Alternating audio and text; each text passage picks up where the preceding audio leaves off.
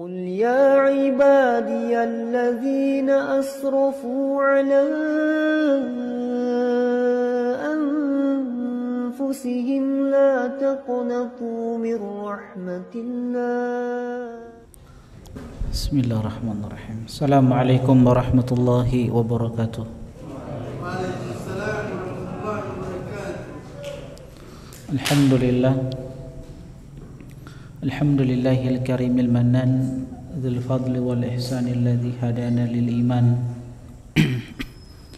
الصلاة والسلام على نبينا محمد النبي العدنان وعلى آله وصحبه ومن تبعهم بإحسان إلى يوم الدين. يا أيها الذين آمنوا اتقوا الله حق تقاته ولا تموتن إلا وأنتم مسلمون. أما بعد فإن أصدق الحديث كتاب الله وخير هدي هدي محمد صلى الله عليه وسلم وشر الأمور محدثاتها فإن كل محدثة بدعة وكل بدعة ضلالة وكل ضلالة في النار. Jemaah sekalian, teman-teman ikhwani wa akhwati fillah, hafizani wa hafizakumullah. Insyaallah kita akan melanjutkan kajian pekanan kita dari pembahasan kitab fikih sirah nabawiyah, mendulang hikmah dari perjalanan hidup manusia yang terbaik, Rasulullah sallallahu alaihi wasallam. Salawat dan salam semoga tercurahkan kepada beliau sallallahu alaihi wasallam, pada keluarganya, istri-istrinya, sahabat-sahabatnya, dan orang-orang yang senantiasa istiqomah di dalam menjalankan sunnah-sunnah beliau sallallahu alaihi wasallam sampai akhir zaman. Teman-teman sekalian, rahimani wa rahimakumullah, kita masih pada pembahasan tentang wafatnya paman Nabi sallallahu alaihi wasallam, Abu Talib, paman yang senantiasa menyayangi, merawat, membela, dan senantiasa berada di garda terdepan di dalam membantu dakwah Rasulullah sallallahu alaihi wasallam, dalam membela dakwah Nabi sallallahu alaihi wasallam. Dan paman tercinta ini meninggal di atas kekafiran, sehingga ini yang menjadikan Nabi kita Muhammad sallallahu alaihi wasallam sedih, ditambah lagi dengan kematian istri tercinta Khadijah radhiyallahu taala anha. Teman-teman sekalian rahimani wa rahimakumullah, kita melanjutkan pembahasan hikmah-hikmah dari kematian paman Nabi sallallahu alaihi wasallam, Abu Talib, seorang paman yang banyak berjasa untuk Nabi kita Muhammad sallallahu alaihi wasallam, sebagaimana yang telah kita sampaikan pada pertemuan sebelumnya. Kalau sekiranya Abu Talib ini beriman kepada Nabi sallallahu alaihi wasallam, maka beliau akan menjadi manusia terbaik setelah Rasulullah sallallahu alaihi wasallam. Namun Allah Subhanahu wa taala berkehendak bahwa Abu Talib mati di atas kekafiran.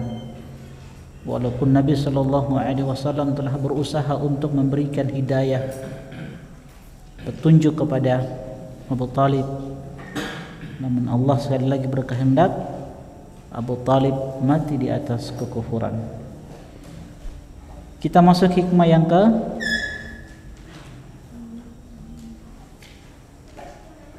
hikmah ke berapa? Hikmah ke-7. Baik.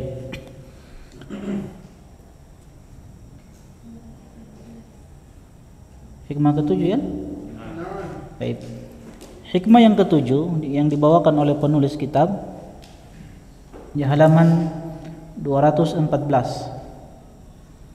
Kata penulis, bahaya bertaklid kepada nenek moyang dan mengikuti semua tradisi dan budaya mereka tanpa memperhatikan batasan-batasan syar'i. Hal ini bisa kita lihat pada saat Abu Talib diajak oleh Rasulullah sallallahu alaihi wasallam untuk masuk Islam. Ia selalu menjawab bahwa ia tetap berpegang teguh pada tradisi nenek moyang. Sebagaimana Allah Subhanahu wa taala nyatakan di dalam firman-Nya, bal qalu inna wajadna aba'ana ala ummah wa inna ala atharihim muhtadun. Bahkan mereka berkata, sesungguhnya kami mendapati bapak-bapak kami menganut suatu agama, dan sesungguhnya kami ini orang-orang yang mendapat petunjuk dengan mengikuti jejak mereka. Imam Ibn Qayyim rahimahullahu ta'ala mengatakan, tidak ada sesuatu yang paling berbahaya bagi seseorang daripada kekuasaan tradisi atas dirinya. Ini yang sering kita sampaikan, kalau tradisi itu sudah mengakar kuat di dalam diri seseorang, maka bahaya. Sebab orang-orang kafir itu tidak menentang para rasul, melainkan disebabkan tradisi dan budaya yang telah melekat, yang mereka warisi dari generasi-generasi sebelumnya. Oleh karena itu, barang siapa yang tidak memiliki sikap tegas dalam dirinya untuk keluar dari kekuasaan tradisi dan budayanya, kemudian ia menyiapkan dirinya untuk menerima apa yang sebenarnya harus ia lakukan, maka ia akan terhalang dari kesuksesan dan rahmat dari Allah Subhanahu wa ta'ala. Itu yang sering kita sampaikan. Dan pada pembahasan-pembahasan sebelumnya kita telah ingatkan bahwa Islam ketika datang tidak memberangus semua adat. Ada adat-adat yang dibiarkan, bahkan dipelihara oleh Islam. Selama adat itu tidak bertentangan dengan syariat, maka tidak mengapa kita lakukan. Tapi kalau ada adat yang jelas-jelas bertentangan dengan syariat, dengan petunjuk yang dibawa oleh Nabi kita Muhammad sallallahu alaihi wasallam, maka wajib untuk kita tolak. Akhirnya Abu Thalib pun mati di atas kekufuran karena bertahan dengan tradisi, dengan apa yang dipegang oleh orang-orang Quraisy ketika itu, walaupun ada sebab yang lainnya. 8. Sesungguhnya hidayah, petunjuk berada di tangan Allah Subhanahu wa ta'ala, bukan di tangan manusia. Bagi setiap muslim, ia hanya wajib untuk berjuang sekuat tenaga untuk berdakwah, sementara taufik, pertolongan, kekuatan untuk memperoleh hidayah berada di tangan Allah Subhanahu wa ta'ala. Inilah yang kita sering minta kepada Allah Subhanahu wa ta'ala. Minimal dalam sehari berapa kali kita minta hidayah kepada Allah Subhanahu wa ta'ala? 17 kali. Setiap harinya kita minta kepada Allah Subhanahu wa ta'ala, sebagaimana yang telah kita jelaskan pada pertemuan-pertemuan sebelumnya. Ihdinas siratal mustaqim. Kalau kita sebagai orang awam dengan doa ihdinas siratal mustaqim, kita meminta kepada Allah Subhanahu wa ta'ala agar diberikan taufik hidayah untuk mengenal sunnah-sunnah Rasulullah sallallahu alaihi wasallam. Kalau kita sudah mendapatkan hidayah tersebut, kita masih meminta lagi ihdinas siratal mustaqim. Untuk apa teman-teman sekalian? Supaya Allah istiqomahkan kita di atas sunnah-sunnah Nabi sallallahu alaihi wasallam. Allah istiqomahkan kita di atas keislaman, di atas kebaikan-kebaikan. Itu pun kita masih meminta ihdinas siratal mustaqim. Untuk apa Ustaz? Kita sudah diistiqomahkan. Kenapa kita lagi minta ihdinas shiratal mustaqim? Nah, supaya apa? Ketika kita berdoa ihdinas shiratal mustaqim, ini kita sudah dapat hidayah, Allah sudah istiqomahkan kita. Namun bersamaan dengan itu kita masih meminta ihdinas shiratal mustaqim. Kita minta ihdinas shiratal mustaqim supaya Allah bukakan pintu-pintu kebaikan yang banyak untuk kita dan Allah wafatkan kita pada kebaikan-kebaikan tersebut, sehingga kita mati dalam keadaan husnul khatimah, kehidupan yang baik. Kalau kita mati dalam kehidupan yang baik dengan kebaikan-kebaikan, maka insya Allah surga menanti. Maka hidayah itu di tangan Allah. Berusaha kita untuk meminta kepada Allah Subhanahu wa ta'ala. Tanggung jawab seorang dai hanyalah mengarahkan hidayatu dilalah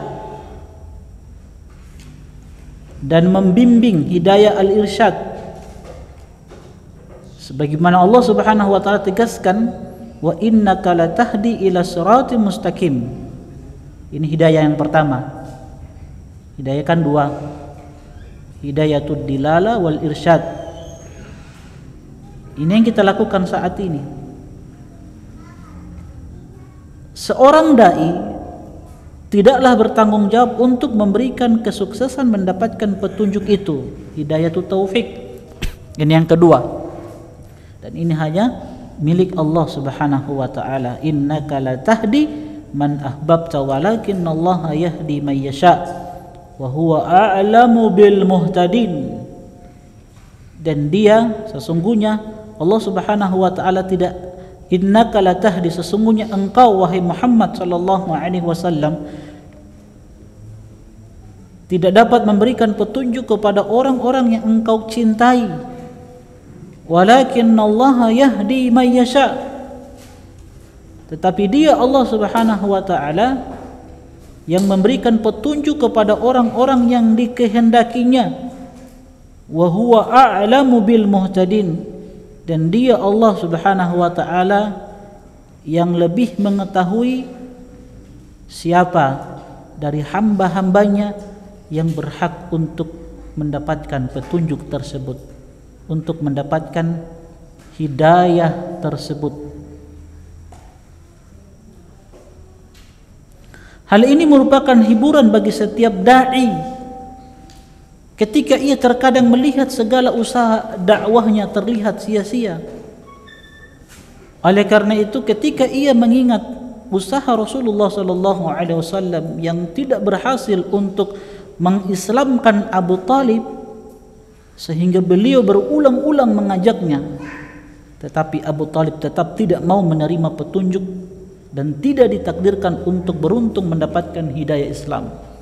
Dan hiburan untuk para dai. Artinya jangan pernah berputus asa, jangan pernah meninggalkan dakwah, jangan pernah mengatakan ana sudah berdakwah, sudah menyampaikan kepada orang tersebut sehingga antum tinggalkan mereka.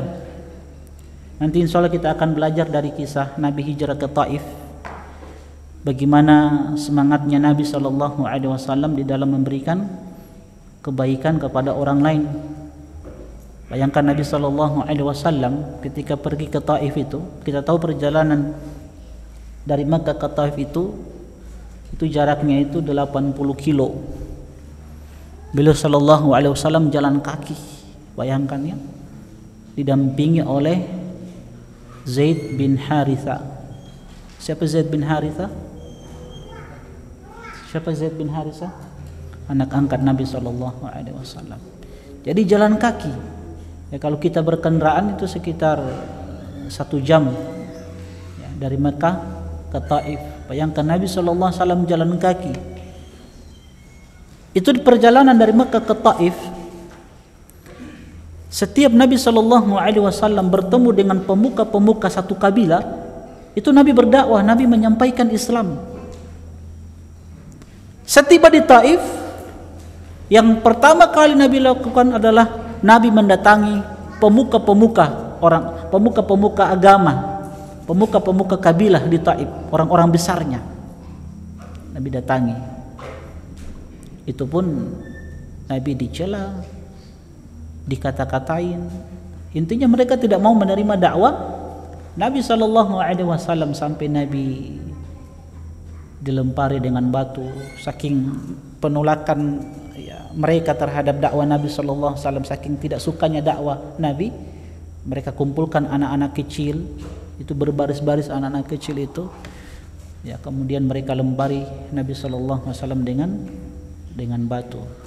Itu Zaid bin Haritha ketika melihat Nabi SAW dilempari dengan batu, itu Zaid itu menjadi tamengnya Nabi SAW. Nabi sudah berdarah-darah ini, tapi Zaid bin Haritha masih menjadi tameng. Zaid melindungi Nabi SAW. Zaid pun terluka berdarah, Zaid bin Haritha. Itu pun Nabi SAW tidak berputus asa, sehingga beliau istirahat di satu kebun. Nabi berjalan lagi, tiba-tiba beliau mengatakan, aku melihat di atas, ke atas langit, karena beliau berjalan di bawah terik matahari itu, seakan-akan ada yang melindungi beliau, menaungi beliau dari teriknya matahari. Ternyata ketika diangkat kepalanya, fa idza huwa Jibril, ternyata Jibril yang menaungi Nabi SAW. Saat itu Jibril menawarkan kepada Nabi SAW bahwa Allah memerintahkan malaikat penjaga gunung untuk menghancurkan mereka ini. Namun bersamaan dengan itu Nabi masih memiliki sifat rahmat. Tapi intinya Nabi masih tetap berdakwah. Nanti insya Allah kita akan bahas setelah ini tentang bagaimana perjalanan Nabi ke Taif. Luar biasa semangatnya Nabi SAW di dalam berdakwah. Bayangkan ya, pemuka-pemuka agama saat itu menolak, tapi Nabi tidak putus asa. Nabi dakwahi. Ada seorang budak yang namanya Adas. Nah, Adas inilah seorang Nasrani. Adas inilah yang menerima dakwah Nabi SAW. Seorang budak. Intinya seorang dai jangan pernah berputus asa. Selalu dia berdakwah, menyampaikan kebaikan, dan terus berdoa. 9. Betapa dahsyatnya azab neraka. Abu Talib yang diazab pada tempat yang dangkal di neraka sehingga sampai pada kedua mata kakinya, yang karena panasnya sehingga otaknya mendidih. Meskipun demikian, Abu Talib adalah ahli neraka yang paling ringan siksaannya. Sungguh betapa dahsyatnya azab neraka yang lebih dari itu. Allah Jalla wa Ala berfirman, maka segeralah kembali mentaati Allah. Sesungguhnya aku pemberi peringatan yang nyata. Bunyi ayatnya, fafirru ilallah inni lakum minhu nadhirum mubin wala taj'alu ma'allahi ilahan akhar inni lakum minhu nadhirum mubin. Fafirru ilallah, kembalilah kalian kepada Allah Subhanahu wa ta'ala. Berlari kalian kepada Allah Subhanahu wa ta'ala. Ini kata para ulama, dalam masalah akhirat kita diperintahkan untuk apa? Berlari. Untuk mengejar kehidupan akhirat kita diperintahkan untuk apa? Berlari. Fafirru ilallah, maka segeralah kalian kembali mentaati Allah Subhanahu wa ta'ala. Kejar kehidupan akhirat, karena kehidupan dunia ini hanyalah kehidupan yang singkat. Kehidupan dunia dengan kehidupan akhirat ini ibarat matahari yang terbit di pagi hari, terbenam di waktu sore. Sangat cepat. Umur ini, kata Syekh Utsaimin rahimahullahu ta'ala, ibarat bulan purnama. Dia dari bulan sabit yang kecil, kemudian dia berkembang besar sampai menjadi bulan yang sempurna. Kalau sudah sempurna apa? Dia kembali ke kecil hingga hilang. Itulah umur seorang hamba. Kita akan lalui seperti itu, yang ujungnya adalah kematian, berujung pada kematian. Jadi setiap dari kita akan mengalami yang namanya kematian. Cuman kan model kematian kita kan berbeda-beda. Tapi sering kita sampaikan dan kita tegaskan pada pertemuan sebelumnya, yang terpenting dalam kehidupan ini adalah bagaimana kita menjaga istiqomah, Makanya sebagian ulama mengatakan wal mautu la yantadhiru istiqamataka. Kematian itu tidak menunggu antum istiqomah. Kapan antum mau istiqomah baru kematian datang? Enggak. Al mautu la yantadhiru istiqamataka. Kematian itu tidak menunggu kapan antum mau istiqomah. Tapi kata sebagian para ulama, istaqim wantadhiril maut. Istiqomah antum dan tunggu kematian. Seperti itu. Jadi jangan tunggu nanti mau istiqomah. Jangan. Istiqomah dulu baru tunggu kematian. Sebab kematian sesuatu yang kita tidak tahu kapan dia datang. Dan kematian itu tidak mengenal usia. Tidak mengenal umur. Mau tua, mau muda, mau kecil, mau besar, mau kaya, mau miskin, semua mau mati. Kematian sesuatu yang menakutkan. Umar Ibn Khattab pernah mengatakan apa? Kullu yaumin yuqalu fihi mata fulanun wa fulan. Setiap hari kita dengarkan inna lillahi wa inna ilaihi raji'un, mata fulan meninggal, fulana meninggal, inna lillahi wa inna ilaihi raji'un. Wa sayati yaumun yuqalu fihi mata Umar. Dan beliau katakan akan datang satu hari di mana akan dikatakan Umar telah meninggal, inna lillahi wa inna ilaihi raji'un. Apalagi kita di zaman sekarang ini di masa pandemi, hampir setiap hari orang dengar inna lillahi wa inna ilaihi raji'un. Inna lillahi wa inna ilaihi raji'un setiap hari. Di Jombang, kebetulan itu orang Jombang toh. Nah, ibu menelpon keluarga kemarin. Itu katanya di Jombang hampir setiap hari itu bisa 4-5 orang meninggal. Ya, begitulah. Jadi setiap hari akan dikatakan mata fulan. Dan akan datang satu hari di mana dikatakan inna lillahi wa inna ilaihi raji'un. Ali Ari rahimahullah telah meninggal. Dikatakan Pak Ferry so meninggal.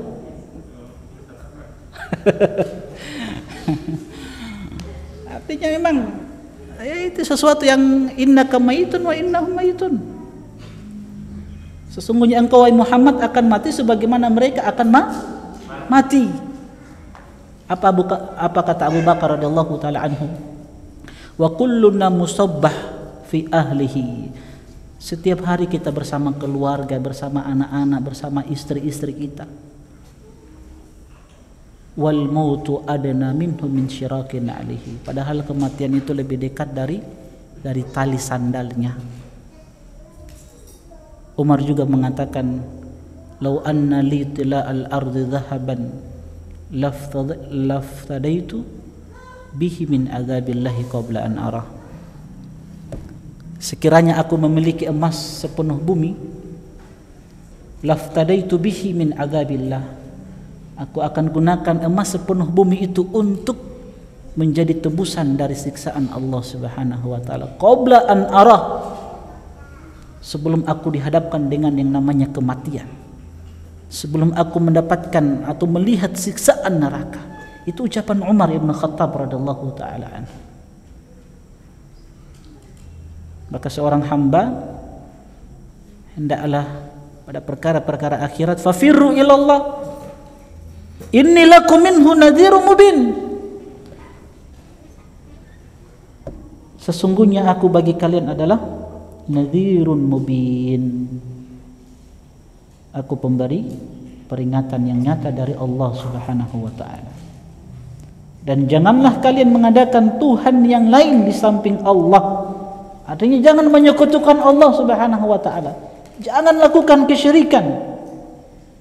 Sesungguhnya aku pemberi peringatan yang nyata dari Allah Subhanahu wa taala untuk kalian. Yang ke-10, kematian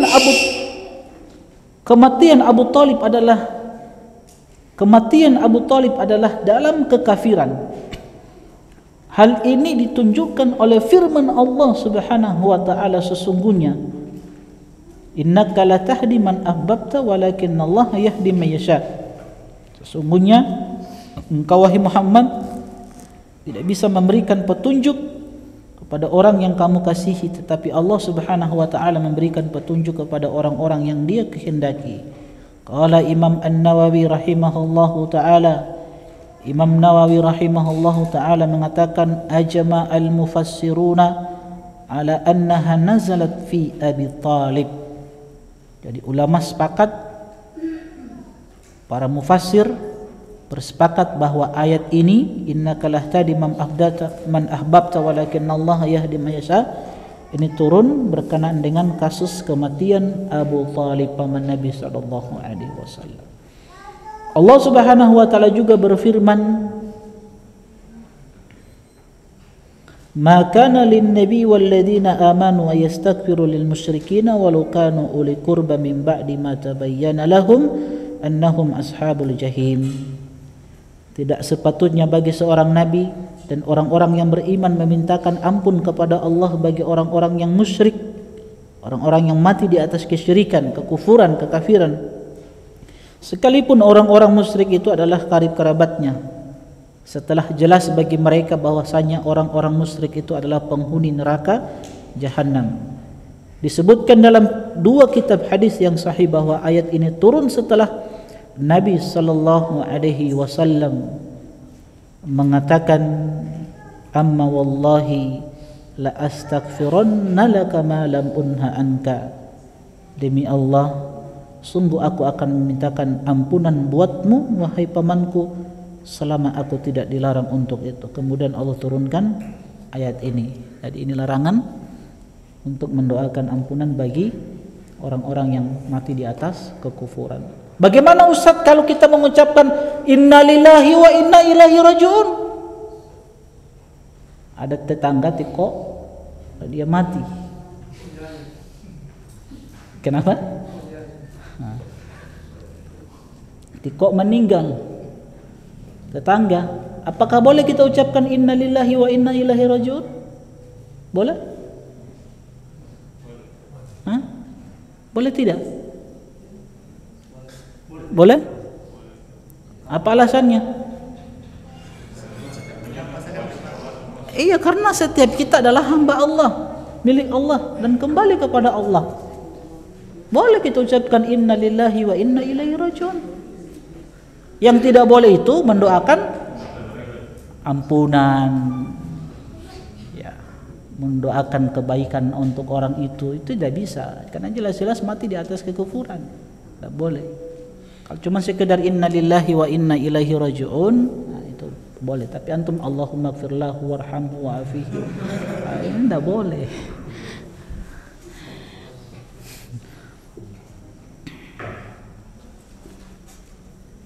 Yang ke-11 kita percepat.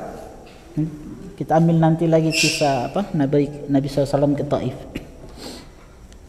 Kisah ini menunjukkan sahnya taubat atau keislaman seseorang menjelang kematiannya. Karena seandainya tidak sah taubat atau masuk Islamnya, misalnya Nabi SAW tidak akan menyuruh Abu Talib untuk masuk Islam di saat ajalnya tiba. Akan tetapi diterimanya taubat atau Islam seseorang itu tentunya sebelum ia menyaksikan alam akhirat dan sebelum nyawa mulai dicabut. Sebab apabila sudah dalam kondisi itu tidak berguna lagi keimanan seseorang, sebagaimana Allah Subhanahu wa taala berfirman, wa laysatit taubatu lil ladzina ya'maluna as-sayyi'at hatta idza hadara ahadahumul maut qala inni tubtul an. Tidaklah taubat itu diterima oleh Allah dari orang-orang yang mengerjakan kejahatan, keburukan yang hingga apabila datang ajal kepada seseorang di antara mereka, lantas dia mengatakan apa? Inni tubtul an. Sesungguhnya saya bertobat sekarang. Dan tidak pula diterima taubat orang-orang yang mati, ya, wahum kufar, sedangkan mereka mati dalam keadaan apa? Dalam keadaan kafir. Tetapi taubat itu kata Allah Subhanahu wa taala di ayat sebelumnya, innamat taubatu 'ala Allah lilladzina ya'maluna su'a bijahalatin. Sesungguhnya taubat yang diterima di sisi Allah hanyalah taubat bagi orang-orang yang mengerjakan kejahatan karena kebodohan dia. Thumma yatubuna min qarib. Kemudian dia segera bertobat dengan segera. Fa ulaika yatubullahu alaihim wa kana Allahu aliman hakima. Maka mereka itulah orang-orang yang diterima taubatnya oleh Allah Subhanahu wa taala selama nyawa itu belum sampai di kerongkongan. Ya. Ibnu Rajab Al-Hambali rahimahullahu taala berkata tentang surat An-Nisa ayat yang ke-17 bahwasanya taubat itu yang diterima, taubat yang diterima oleh Allah hanyalah taubat dari orang-orang yang melakukan keburukan karena kebodohannya dan dia segera bertobat. Ini kata beliau isyaratun illa anna afdhala awqatil taubati huwa an yubadiral insanu biha hala sihhatihi qabla nuzuli al-marad bihi hatta yatamakkana hina idzin minal amali salih. Jadi ayat ini terdapat isyarat bahwasanya sebaik-baik waktu untuk bertobat adalah bersegera melakukan amalan-amalan soleh di waktu sehatnya sebelum datang penyakit-penyakit.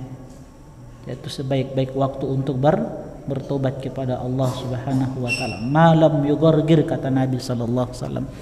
Tobat itu akan diterima oleh Allah Subhanahu wa taala selama nyawa itu belum di kerongkongan. Walaupun ulama khilaf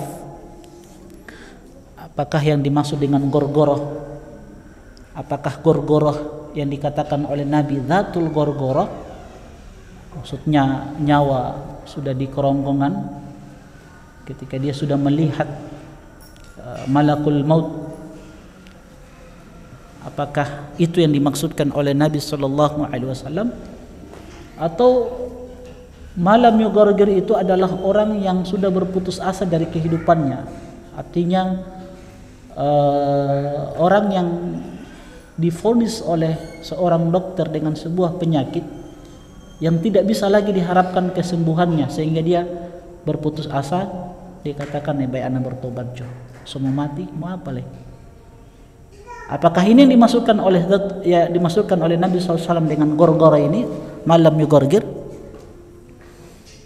Kalau kita ambil pendapat para ulama yang mengatakan bahwasanya gorgoro yang dimasukkan oleh Nabi SAW adalah berputus asa dari kehidupan ketika seseorang ditimpa satu penyakit yang mematikan. Contoh dia ahli maksiat, tiba-tiba dia dapat satu penyakit yang kata dokter tidak bisa disembuhkan, sebulan lagi ente meninggal.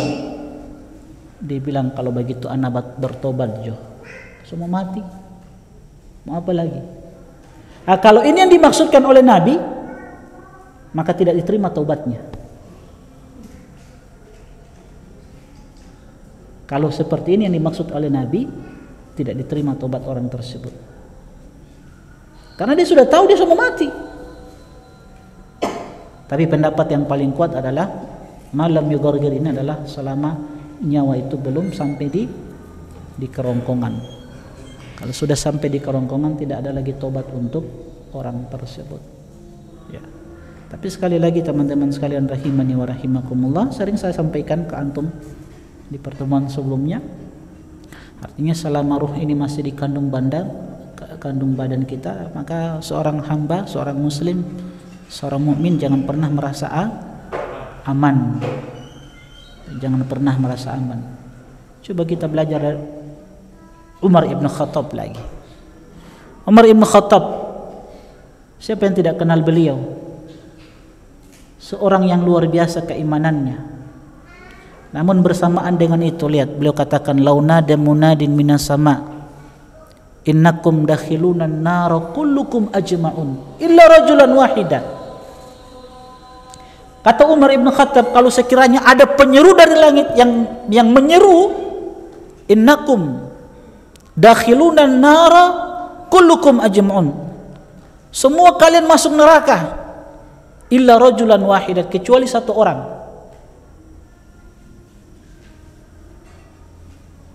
Kata Umar ibn Khattab, la khiftu an akuna hadzalika rajul. Kalau seperti itu semua masuk neraka, apa kata Nabi, kata Umar, innakum kullukum dakhiluna al-jannah kullukum ajma'un. Jadi beliau katakan, lau nada munadin minas sama, kalau sekiranya ada penyeru yang menyeru mengatakan seperti ini, innakum dakhiluna al-jannata kullukum ajma'un illa rajulan wahida, semuanya kalian masuk surga kecuali satu orang yang tidak masuk surga. Kata Umar, la khiftu an akuna hadzal rajul, maka aku akan takut, khawatir kalau yang dimaksud satu orang itu adalah diriku. Sebaliknya kata beliau, lau nada munadin minas sama kullukum dakhiluna an-nar illa rajulan wahida, semua kalian masuk neraka kecuali satu orang. Maka kata Umar, la rajautu an nakuna hadzal rajul, maka aku berharap mudah-mudahan yang satu itu yang masuk surga itu adalah diriku.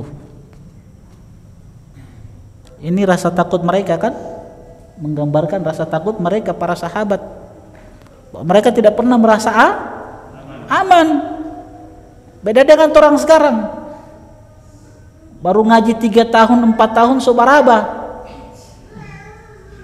so dapat dengar kajian malas mau datang ke kajian,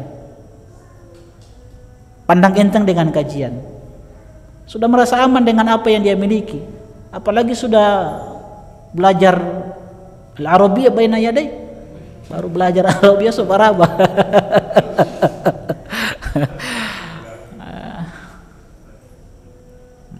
Sebagaimana yang Anda sampaikan pada pertemuan sebelumnya toh, sebagaimana orang Arab katakan apa, kathratul masas tumitul ihtisas, seringnya kita berinteraksi itu bisa mematikan sensitivitas. Jangan sampai ini ada pada ibadah kita, jangan sampai ini ada pada semangat di dalam berbuat kebaikan ya. Jangan sampai. Saya masih ingat waktu awal-awal di Medina, ya rata-rata penuntut ilmu seperti itu, mahasiswa Medina. Ketika berada di Medina di awal-awal itu semangatnya luar biasa mau ke Masjidil Haram, ke Masjid Nabawi. Semangatnya luar biasa semangatnya.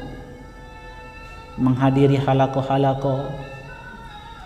Tapi dengan berjalannya waktu, ya sering berjalannya waktu, sudah masuk 1 tahun, 2 tahun, so mulai futur, so mulai ada apa ya, rasa malas. Ya karena apa? Sering datang ke Masjid Nabawi. Setiap hari kita datang ke Masjid Nabawi. Biasanya yang senior itu ya sudah, so jalan-jalan kelihatan di Masjid Nabawi. Seperti itu. Makanya Syekh Abdul Razak itu beliau bawakan satu materi bagus sekali di kampus, di masjid kampus. Beliau bawakan satu materi, judulnya itu An-nasita annaka fil Madinah. Apakah antum lupa antum ini berada di Madinah? Madinah dengan segala keutamaannya. Ya. Soalnya itu ya. Kita azan dulu ya. Wassallallahu nabiyana Muhammad wa ala alihi washabihi ajma'in. Jemaah sekalian, ikhwani wa akhwati fillah, hafizani wa hafizakumullah.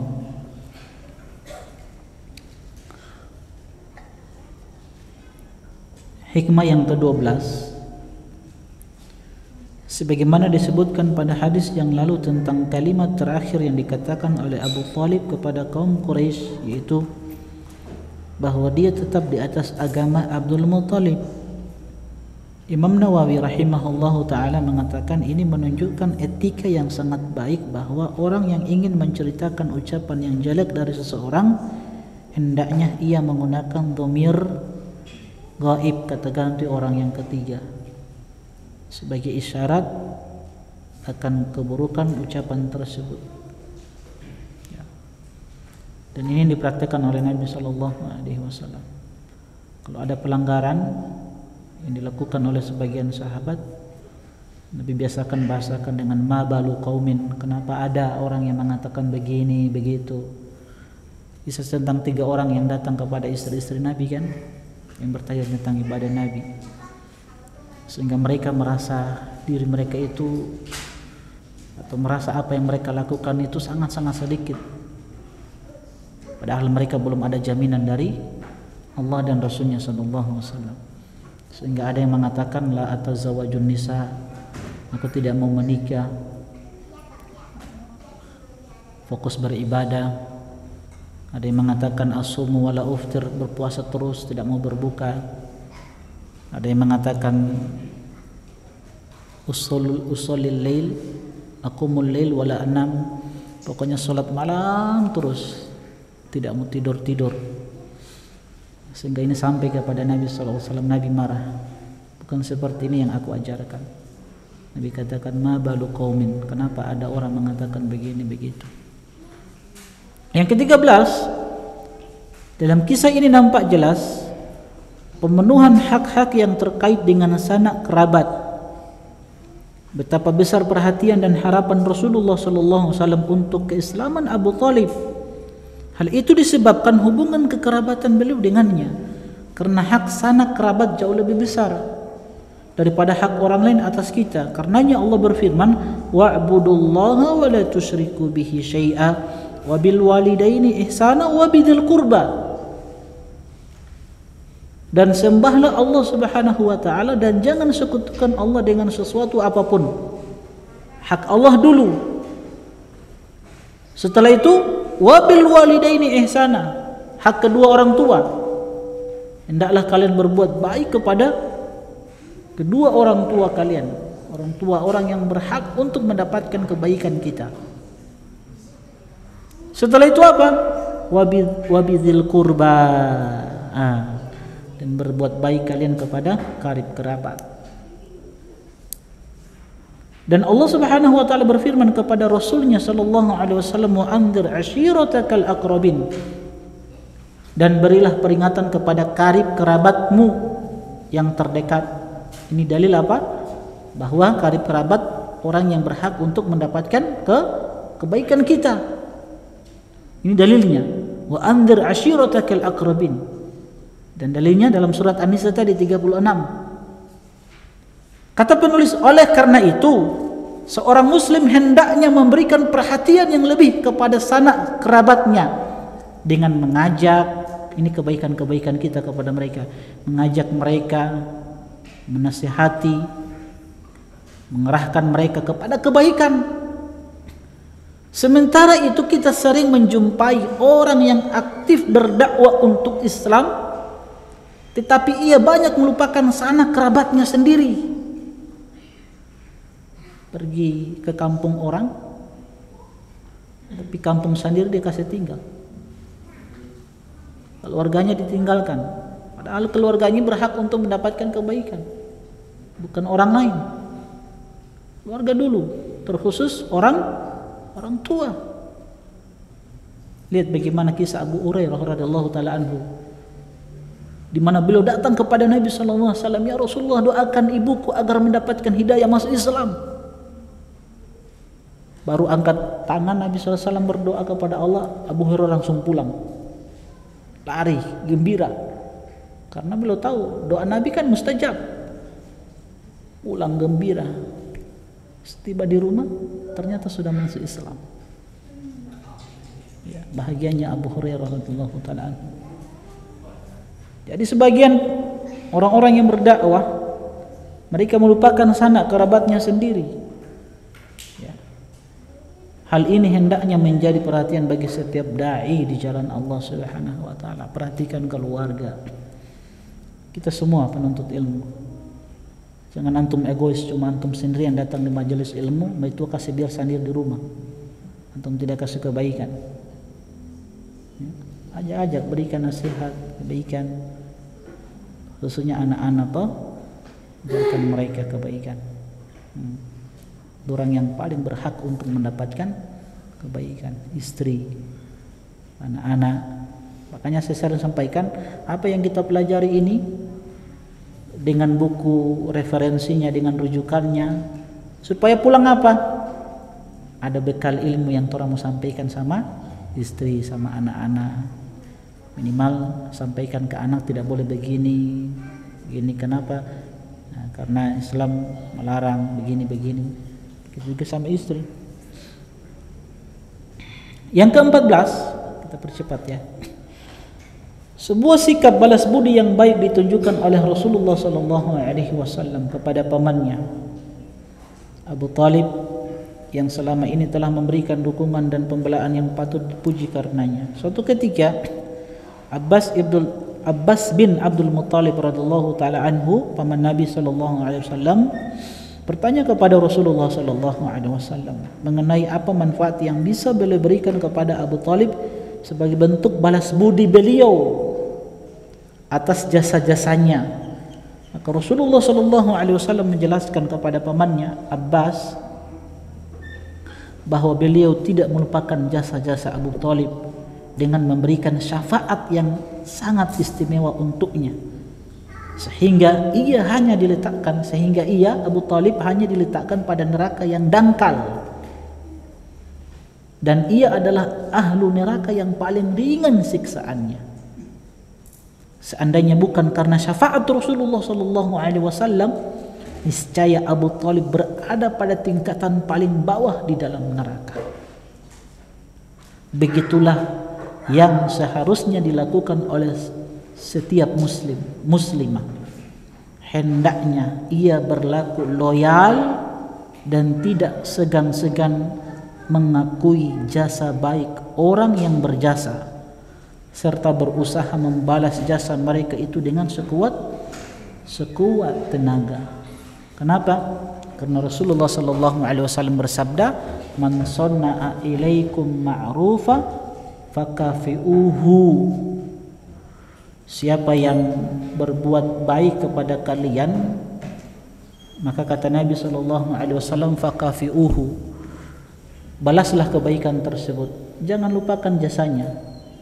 Fa illam tajidu, Ustaz, bagaimana kalau kita tidak punya sesuatu yang bisa kita balas? Maka kata Nabi apa? Fad'u lahu, balas kebaikan orang itu dengan apa? Dengan doa kita. Berdoa kepada Allah Subhanahu wa taala. Ya, minimal doa yang kita ucapkan apa? Kalau ada orang kasih kebaikan, apa yang kita ucapkan? Jazakallahu khaira. Semoga Allah membalas kebaikan. Kalau tidak ada yang bisa kita berikan kepadanya untuk membalas budinya, jasanya, ya kita doakan kebaikan untuknya. Dan seperti itu yang diajarkan Islam. Wala tansaul fadla bainakum, jangan pernah melupakan kebaikan di antara kalian. Ini kata para ulama merupakan kaidah rubbaniyah. Kaidah rubbaniyah, kaidah ilaiyah yang bisa menjadikan seseorang itu setia kepada orang lain dan bisa menguatkan hubungan di antara mereka.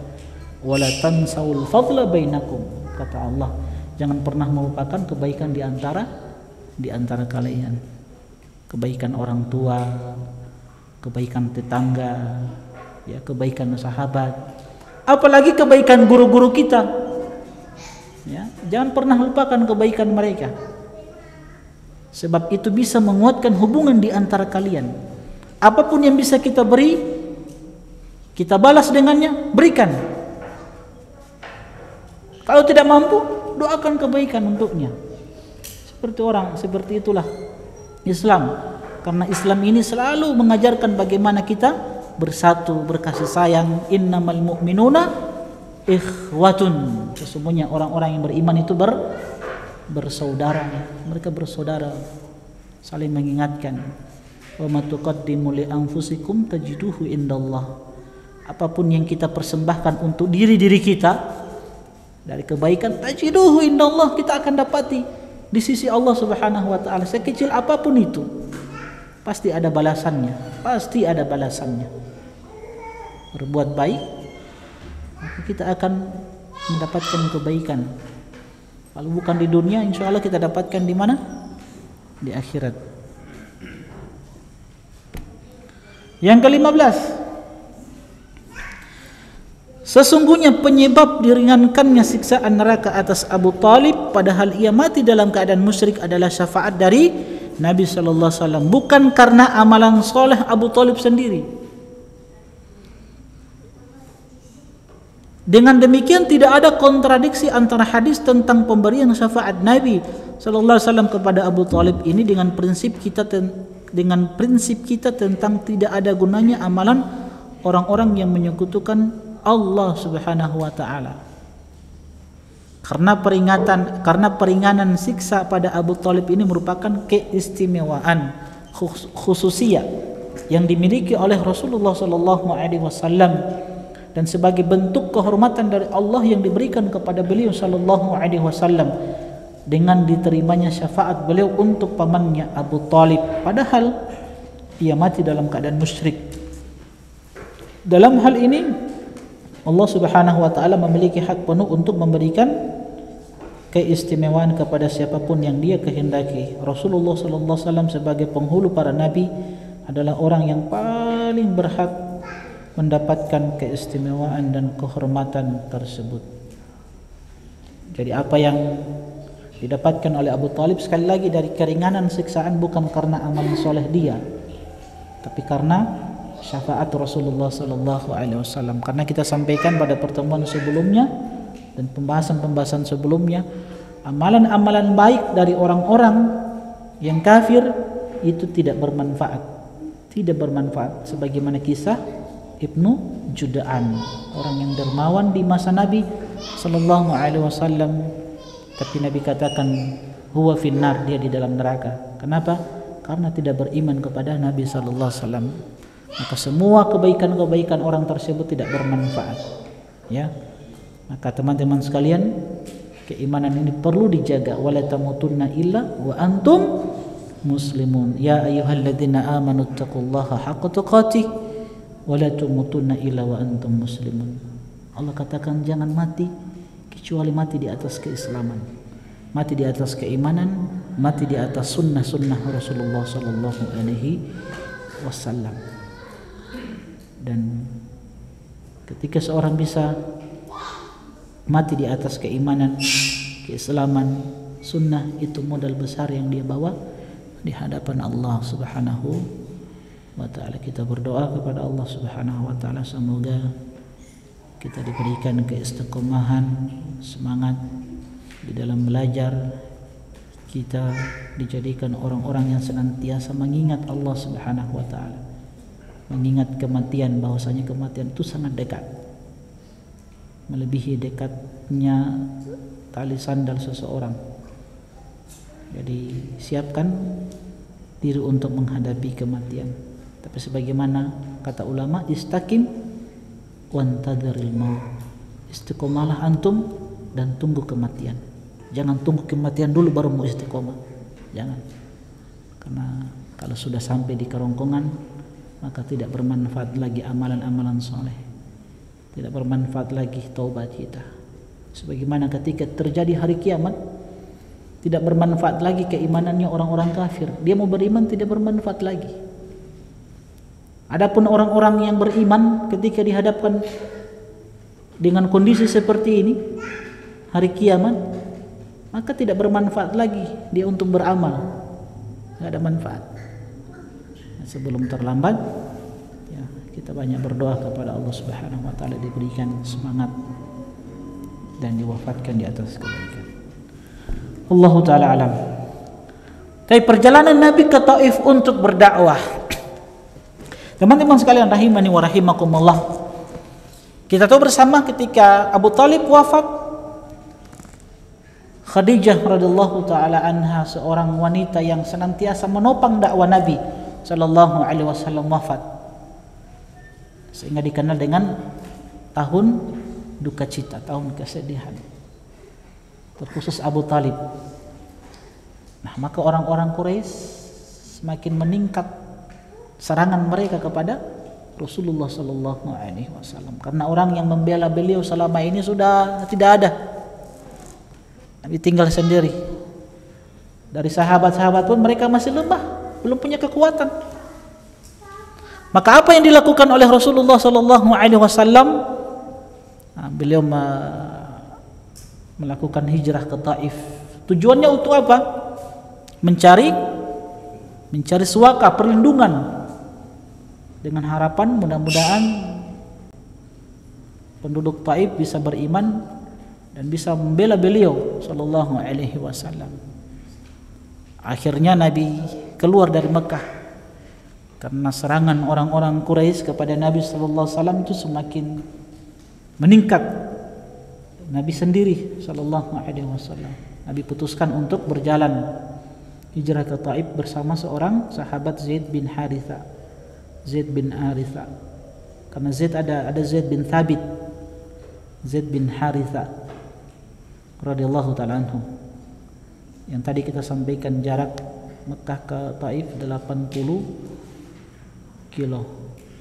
Dan Taif ini Masya Allah daerah yang luar biasa, subur tanahnya. Ya kalau kita di Indonesia ini seperti apa ya, seperti Bogor lah ya. Makanya orang-orang Arab itu kalau musim panas itu mereka liburan kemana? Ke Taif. Yang pernah ke Taif itu bagaimana rasanya? Siapa yang pernah ke Taif? Ada yang pernah ke Taif? Ada? Insyaallah antum semua bisa jalan-jalan ke Taif insyaallah. Taif itu Masya Allah luar biasa suasananya ya, enak, dingin ya, insyaallah. Karena Taif memang terdekat dengan Mekah, makanya beliau pilih Taif. Walaupun kita katakan Nabi ke Taif dengan harapan dapat perlindungan, pertolongan, sehingga kuat dakwah Nabi SAW, justru Nabi ditolak. Nabi mendapatkan perlawanan, dilempari dengan batu Nabi Sallallahu Alaihi Wasallam, yang akhirnya menjadikan Nabi sudah balik saja ke Mekah. Balik ke Mekah. Selama berapa hari Nabi di Taif? 10 hari Nabi Sallallahu Alaihi Wasallam di Taif berdakwah. Dengan sabarnya Nabi ya. Pertama tiba di Taif, Nabi bertemu dengan pemuka-pemuka agama. Kenapa Nabi datangi mereka ini, pemuka-pemuka agama ini? Yang pertama Nabi lakukan, Nabi prioritaskan dulu ketemu dengan pembesar-pembesarnya dulu. Ya. Nanti akan ada hikmahnya itu. Ternyata mereka semua menolak.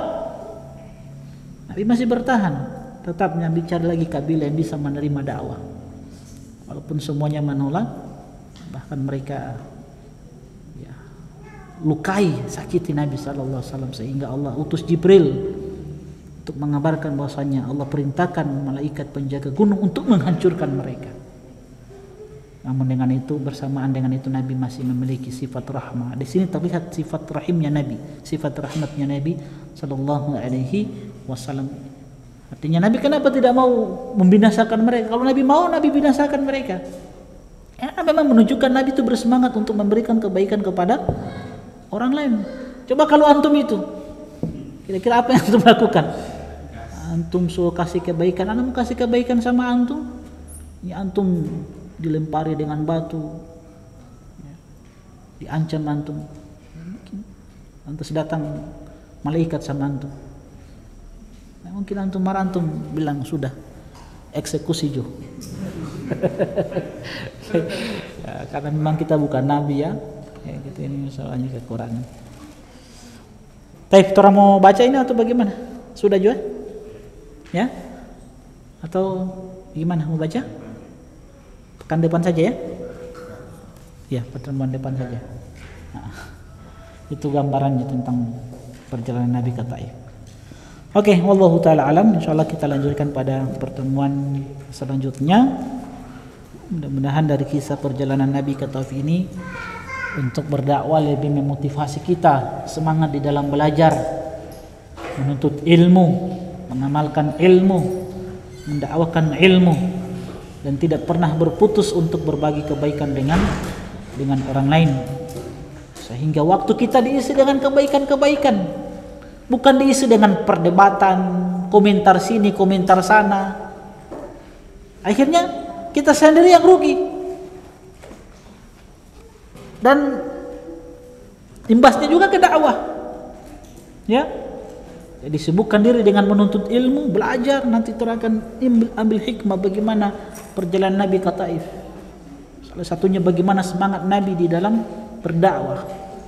Maka seorang penuntut ilmu di zaman ini harus semangat di dalam belajar. Jangan sibukkan diri dengan berdebat. Ya, banyak berkomentar. Karena Umar bin Abdul Aziz mengatakan, "Man ja'ala dinahu gharadan lil khusumat aktsaru tanaqul." Siapa yang menjadikan agamanya itu bahan perdebatan, jadi dia belajar agama itu cuma untuk apa? Untuk berdebat dengan orang lain. Konsekuensinya kalau ada orang seperti ini, kata Umar bin Abdul Aziz, aktsara at-tanaqqul. Dia tidak akan berada pada satu prinsip, dia akan pindah-pindah prinsip. Berdebat dia dengan seseorang. Kalah, akhirnya prinsip lama dia tinggalkan. Dia berada di prinsip orang ini. Kemudian berdebat lagi dengan orang lain.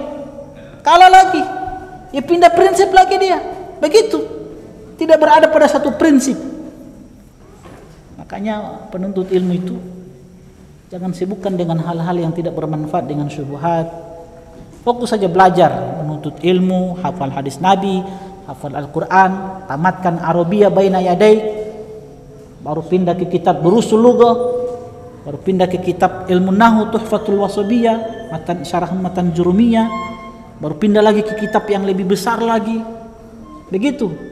Sampai datang kematian, sampai tetes darah yang terakhir. Belajar, menuntut ilmu. Mati insya Allah masuk surga. Itu yang kita harapkan tuh.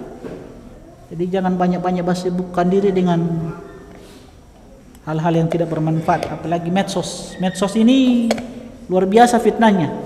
Ya, saya sering sampaikan sama teman-teman, hati-hati di dalam bermedsos. Jaga lisan, jaga tanganmu, jarimu itu jaga, hati-hati. Jangan sampai karena lisanmu, jari-jarimu rusaknya keamanan negeri ini yang kita cintai. Karena jarimu menyebabkan perpecahan, ya, keributan, kekacauan. Ya. Karena itu, semua dia komentari. Padahal tidak semua antum ungkapkan di medsos. Bapak diam jo. Mansoma tanaja kata Nabi. Siapa yang banyak diamnya, dia selamat. Banyak badiam. Usah berkomentar. Bersabar. Menuntut ilmu. Amalkan. Kalau masih muda menikah. Kalau sudah menikah kawin lagi. Mati insya Allah masuk surga. Itu kan? Allahu ta'ala alam, subhanakallahumma bihamdik. Asyhadu an la ilaha illa anta astaghfiruka wa atubu ilaik. Assalamualaikum warahmatullahi wabarakatuh. قل يا عبادي الذين أسرفوا على أنفسهم لا تقنطوا من رحمة الله